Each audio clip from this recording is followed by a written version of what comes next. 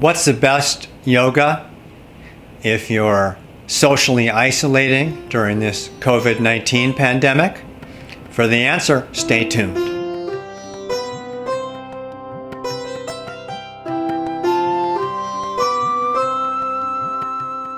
Greetings, this is Dr. Timothy. Welcome to my YouTube channel.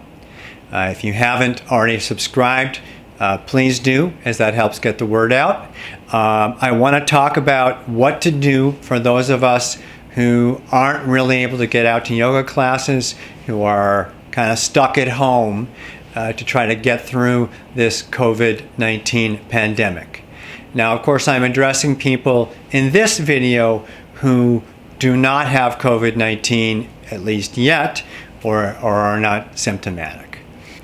The most effective way to practice yoga is to do it every day, at least a little bit every day.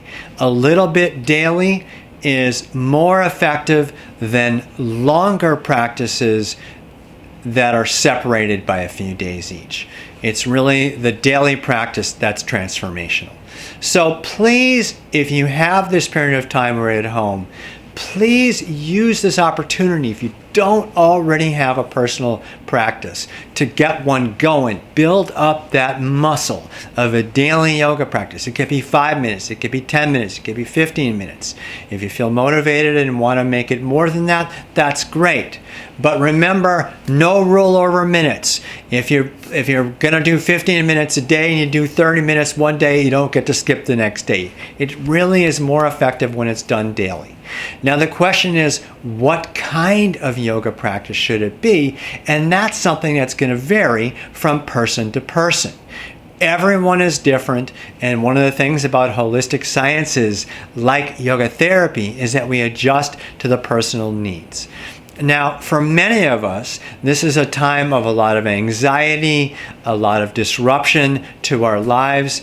In other words, from an Ayurvedic perspective, Ayurveda is, of course, the traditional holistic medicine of India that's often paired with yoga, and it can be a great aid to yoga therapy, in my opinion. They would say that disruption and fear are associated with vata, with movement, with air, with lightness, with coldness, hardness, all these kind of properties of vata. So things we can do that are the opposite of that can be most useful. So things like doing calming yoga practices, practices that are slow and steady, that the breath is even and smooth, not too loud, but maybe Ujjayi breath loud enough that you can hear it, so you can monitor the smoothness the whole time you're practicing, and really coordinating the movements with the breath. So don't just inhale and raise your arms. Inhale, and for the whole length of the inhalation, you raise your arms up, and then exhale, and for the whole length of the exhalation, you lower your arms back down. In other words, really coordinating the movements with the breath. That smoothness of both the breath and the movement is also very quieting to vata, helping with anxiety, helping with insomnia potentially, helping with constipation, another very common vata-associated symptom. Okay. Now, one thing, though, is that some of us are not getting as much exercise as we like. And so we may feel like we want to do a super vigorous yoga practice. And I think that that is fine if your body is up to it, as long as you balance that with calming practices. In other words, you do a strong practice at first. Sun salutations, if that's what appealed to you, or other strong practices. And then after you've done that for 15 minutes or 30 minutes, if you're doing a longer practice, then do at least an equal amount of time doing forward bends and twists and restorative poses, things that tend to bring the nervous system in the other direction. The other thing I would say is that many yoga practitioners really don't do pranayama, yogic breathing, and many of us are not meditating. Please think about if you've done 15 minutes of asana or 30 minutes of asana or an hour of asana, add maybe 2 minutes of pranayama and 3 minutes of meditation, a total of 5 minutes on the end of that yoga practice. These are the very best tools to really, over the long term, calm the nervous system, quiet the mind, and they're unbelievably helpful.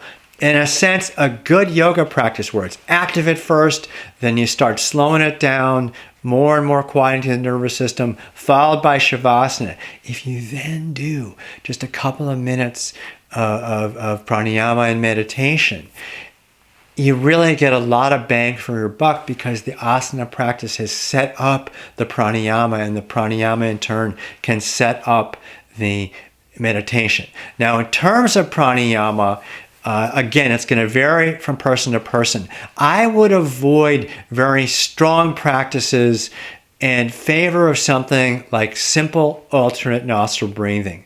Now, this can be done with or without the hands. If you're not familiar with alternate nostril breathing, I've got another video that demonstrates that. I'll try to put a link to that at the end of this. That was a video on yoga for heart disease. So basically, imagine air coming in the left nostril. Then imagine it going out the right. Then in the right, out the left. Continuing that pattern. That's alternate nostril breathing. And when you imagine the breath going through one nostril and then the other, you might be surprised to discover that your body, in fact, does it. Where the mind goes, the prana goes. Where the prana goes, the breath goes. Like that. I hope this information is helpful.